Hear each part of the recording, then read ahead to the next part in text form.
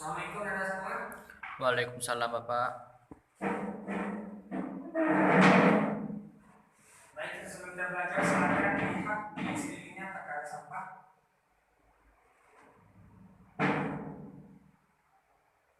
Berapa Pak? Ada? Ada? Silakan Bu. Sudah Pak? Baik.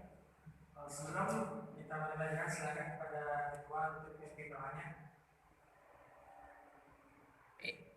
Siap gerak.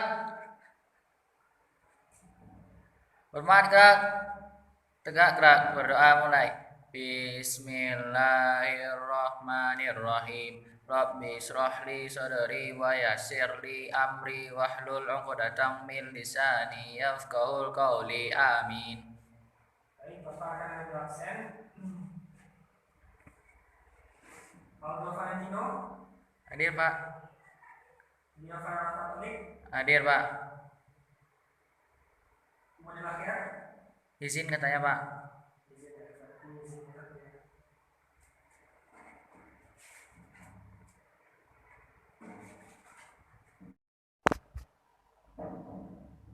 Baik Anda semua, bagaimana kabarnya hari ini? Apakah semuanya sehat? Alhamdulillah sehat semuanya Pak. Alhamdulillah. Apakah semuanya siap untuk menyimak pelajaran Bapak hari ini? Siap Pak. Alhamdulillah siap. Baik, pada hari ini kita akan belajar yaitu tentang penaklukan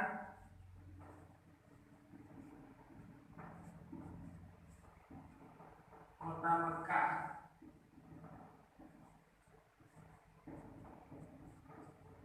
Atau yang dijelaskan lebih disebutkan itu Fathu Mekah.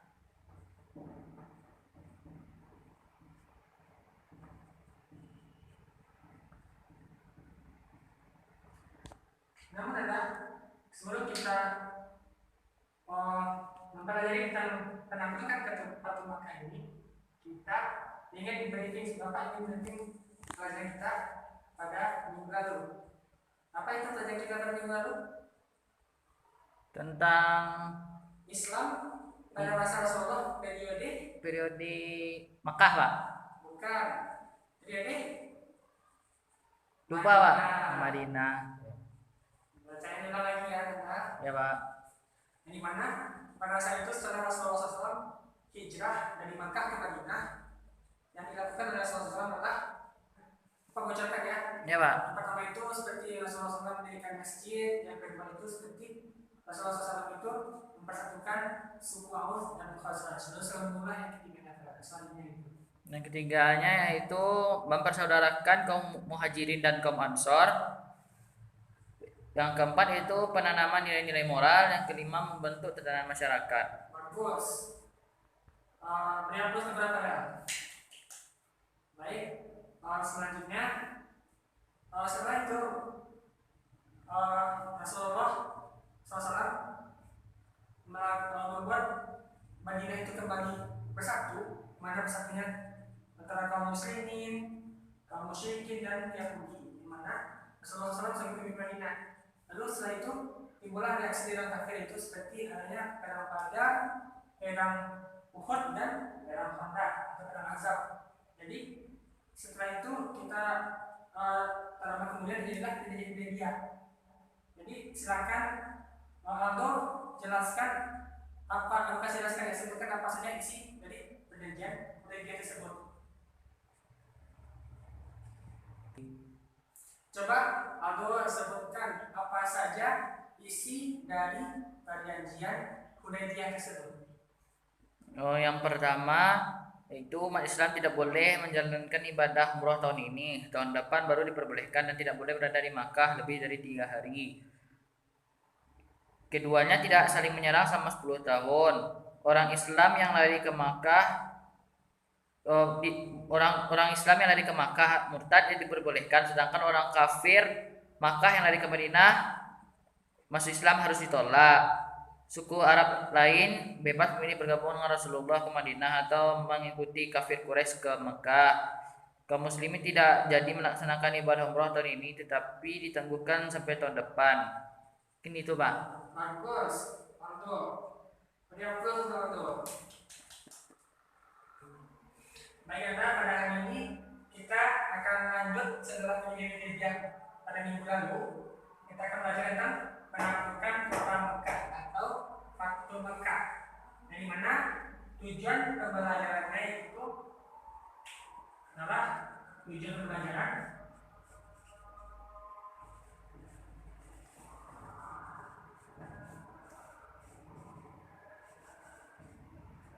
satu, siswa mampu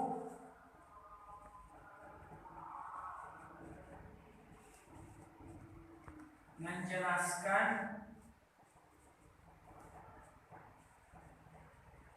sebab terjadinya Fathu Mekah.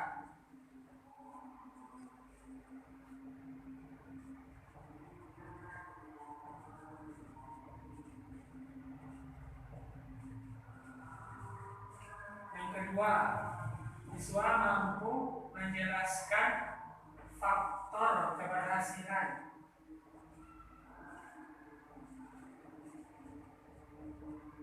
Fathu Mekah. Yang ketiga, siswa menjelaskan tentang haji wada. Haji wada. Jadi haji wada itu adalah peristiwa penting pada sebelum Rasulullah SAW wafat. Baik, kita akan masuk yaitu pada pertamanya adalah sebab terjadinya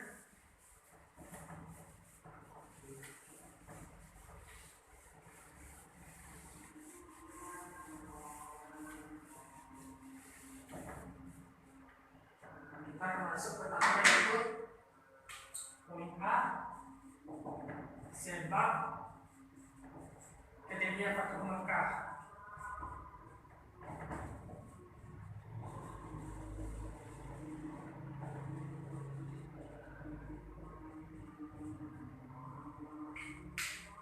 Kenapa sebab terjadinya Fathu Mekah ini adalah pada saat sebelumnya itu kan ada perjanjian.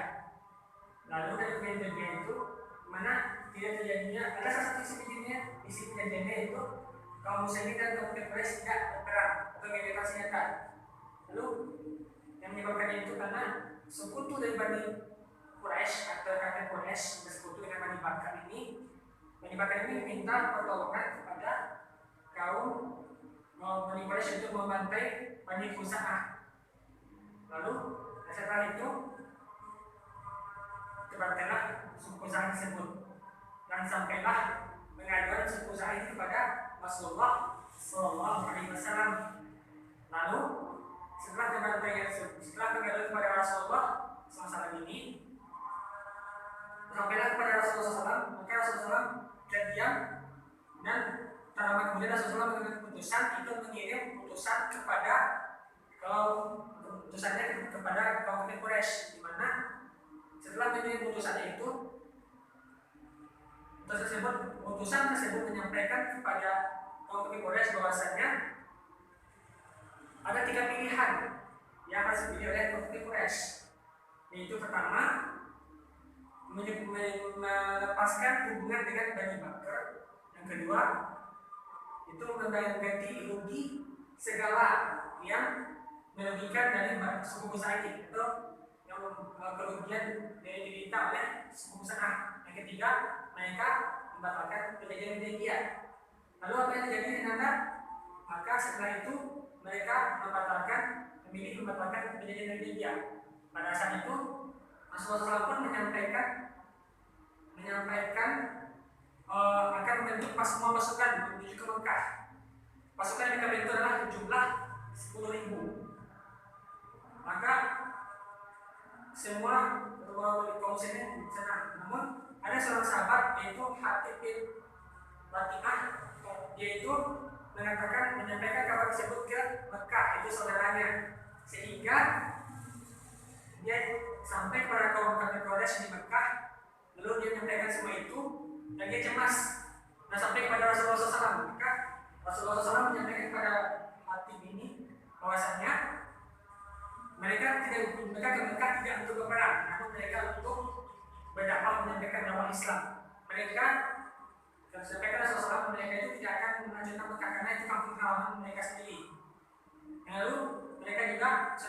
kesalahan dari kaum muslimin tersebut.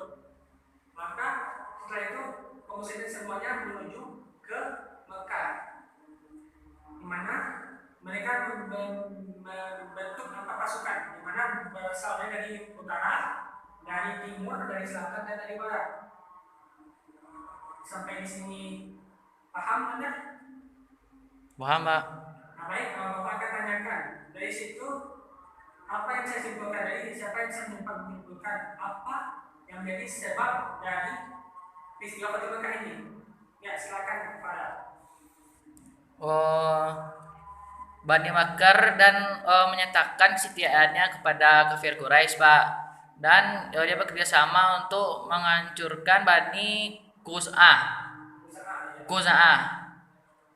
Lalu Bani Khuza'ah ini mengadu kepada Rasulullah, dan Rasulullah pergi ke kota Mekah dan mengirim utusannya ke kota Mekah, lalu memberi 3 pilihan, yaitu orang Quraisy harus menghentikan persekutuan dengan Bani Bakar, atau orang Quraisy harus mengganti kerugian atas jatuhnya korban dari suku Khuza'ah, atau orang Quraisy harus menyatakan pembatalan terhadap perjanjian Hudaybiyah.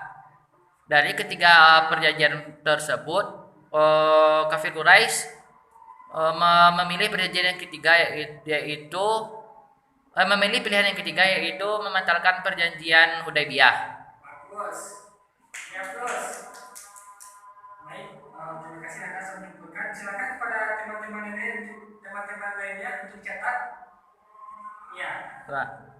Baik, selanjutnya kita akan masuk yaitu pada poin B, yaitu faktor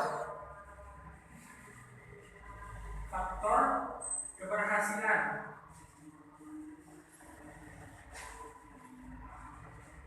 Fathu Mekah ini.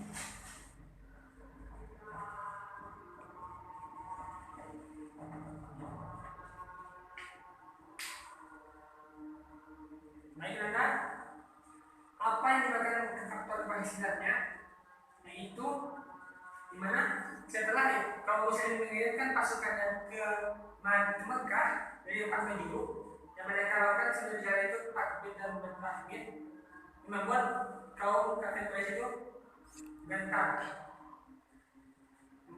Lalu setelah tiba di Mekah tersebut, strategi yang dilakukannya adalah karena sebelum pasukan kaum muslimin itu tiba di Mekah, ada sebuah peristiwa jadi sebelumnya, itu di mana Abu Sufyan masuk Islam.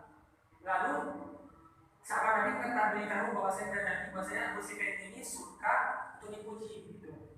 Lalu Rasulullah menggunakan strategi tersebut untuk menaklukkan kota Mekah, di mana setelah tiba pasukan tersebut di Mekah, yang dilakukannya adalah yaitu menyampaikan siapa yang masuk di rumah Abu Sufyan dia selamat, dia aman. Siapa masuk ke masjid dia aman. Siapa yang memasuki Ka'bah dia aman, bukan Ka'bah. Lalu siapa yang masuki rumahnya sendiri dia aman. Itu yang disampaikannya kepada kafir Quraisy. Sehingga hal tersebut membuat kafir Quraisy tersebut berbondong-bondong masuki Islam. Begitu nanda. Maka itulah faktor keberhasilannya. Jadi Bapak saya sebutkan faktor keberhasilannya itu Rasulullah SAW menggunakan sifat akhlak yang baik itu, akhlak dimana memaafkan, lalu menggunakan sikap kesehatan sehingga lalu hati dari kaum kafir tersebut. Karena melihat ajaran Islam itu damai. Sampai sini paham? Paham, Pak? Ya, silakan dicatat yang Bapak sebutkan ini. Baik, Pak. Baik. Selanjutnya kita akan masuk pada poin C, yaitu haji wada.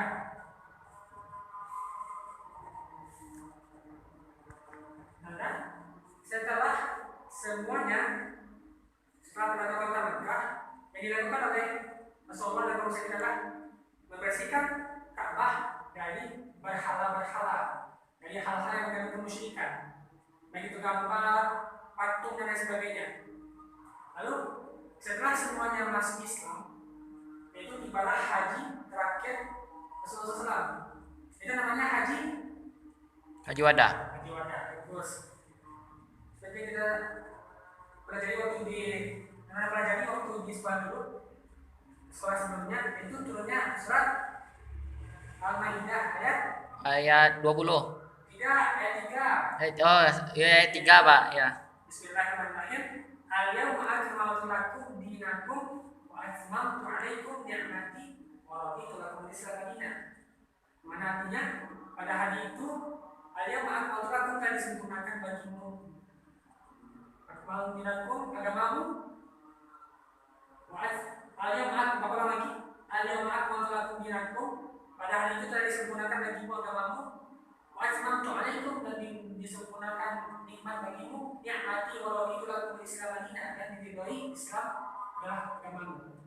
Jadi ini adalah ayat terakhir turunnya dari surat Al-Maidah, turunnya Al-Quran. Pada saat ini Rasulullah SAW pada waktu itu mengajarkan benar bahwasanya tata cara haji yang diajarkan oleh Allah kepada Nabi Ibrahim alaihissalam. Nabi SAW mengajarkan tata caranya, sehingga kita lihat sampai sekarang ini tentang tata cara haji di Makkah sekarang ini. Baik, karena setelah itu Rasulullah SAW menyampaikan bahwasanya dia umurnya tidak akan lama. Lalu apa yang jadi ada bahwasanya pada hari itu semua sahabat itu mulai bersedih. Mereka merasa bahwasanya umur mereka tidak akan lama lagi dengan Rasulullah SAW. Karena Rasulullah SAW mengatakan seperti itu. Lalu sampailah setelah haji wada itu Rasulullah SAW sakit. Lalu setelah itu Rasulullah SAW tersebut meminta kepada mengumpulkan semuanya kaum muslimin, meminta kepada Rasulullah bila mungkin Rasulullah untuk menyampaikan kepada kaum muslimin untuk semuanya berkumpul. Lalu ada apa yang dilakukan Rasulullah SAW? Yang dilakukan oleh Rasulullah SAW adalah meminta kalau ada yang berhutang kepadanya, bila ada Rasulullah SAW berhubungnya menzalimi sahabat Nabi, maka yang dilakukannya adalah ya balas kembali kepada Rasulullah SAW. Maka pada saat itu semua sahabat terdiam. Lalu muncullah sahabat Nabi bernama Mukasyah. Dia mengatakan bahwasannya dia dulu pernah dicantum oleh Rasulullah SAW pada perang Uhud. Lalu apa yang dilakukan Rasulullah SAW?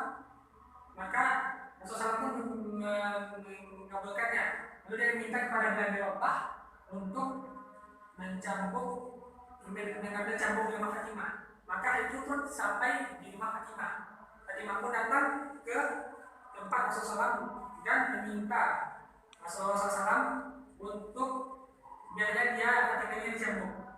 Maka Rasulullah SAW mengatakan bahwasanya jangan Fatimah, biarkan Rasulullah SAW yang menanggungnya gitu.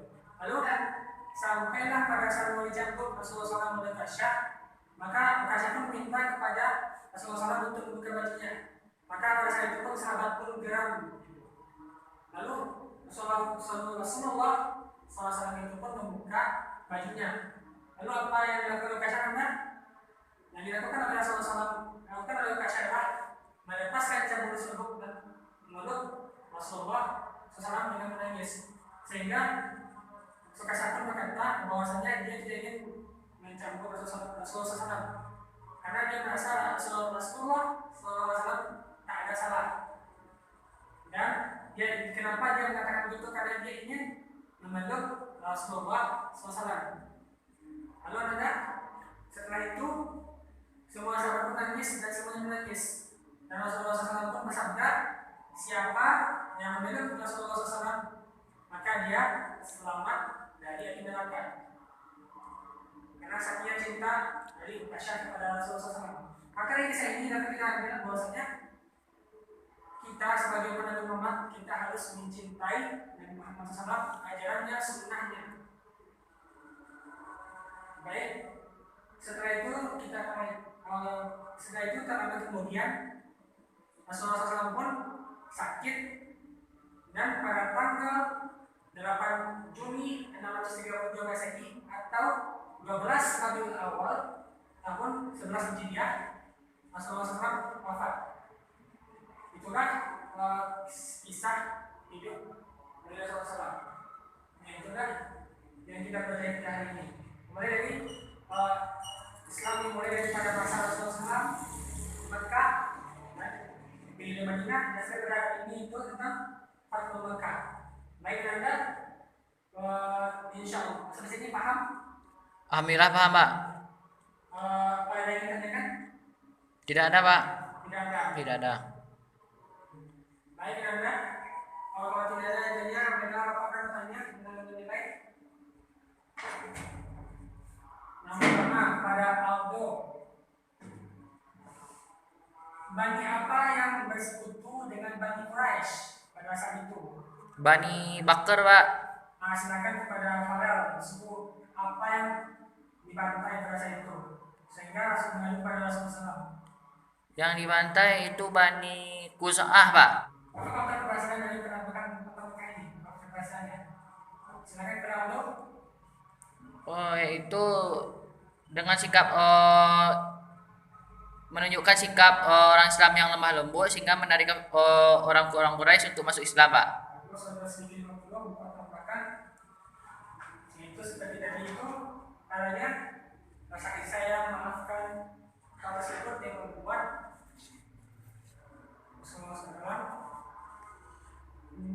kafir Quraisy itu masuk Islam. Baik, Bapak, sebelum kita Bapak akan ambil kesimpulan, bahwasanya sebabnya dia Fathul Mekah ini adalah karena mulanya jadi Fathul Mekah ini karena kesalahan yang dilakukan Quraisy itu, di mana mereka Bani Bakar ini melakukan bantai kepada suku Khuza'ah, menyebabkan suku Khuza'ah ini menurut kepada Rasulullah SAW, dan akhirnya tiga pilihan yang diinginkan oleh Rasulullah SAW, yaitu memutuskan hubungan dengan Bani Bakar, kaum Quraisy, atau dulu dengan kaum Quraisy tersebut membayar kerugian dari suku Khuza'ah seperti itu. Ketiga dikatakan berjanji dengan dia, sehingga apa yang namanya yaitu mereka pilih nomor 3 Pak. 3, itu mengatakan kejadian Hudaybiyah. ya. Selanjutnya kita simpulkan yang kedua itu faktor keberhasilannya. Faktor keberhasilannya karena dilakukan oleh Nabi Muhammad SAW adalah dakwah yang lemah lembut Pak. lemah lembut, kasih sayang dan Memaafkan satu sama lain. Ya. Lalu yang ketiga, haji terakhir Rasulullah SAW adalah haji wada. Di mana turunnya surat Al-Maidah Ayat 3. ayat 3. Ayolah sampai sini semuanya paham kan? Ada lagi yang bertanyakan? Tidak ada Pak. Ada lagi. Baik. Marilah kita akhiri ketemu kita yang mengucapkan Alhamdulillahirabbil alamin. Assalamualaikum warahmatullahi wabarakatuh. Waalaikumsalam warahmatullahi wabarakatuh.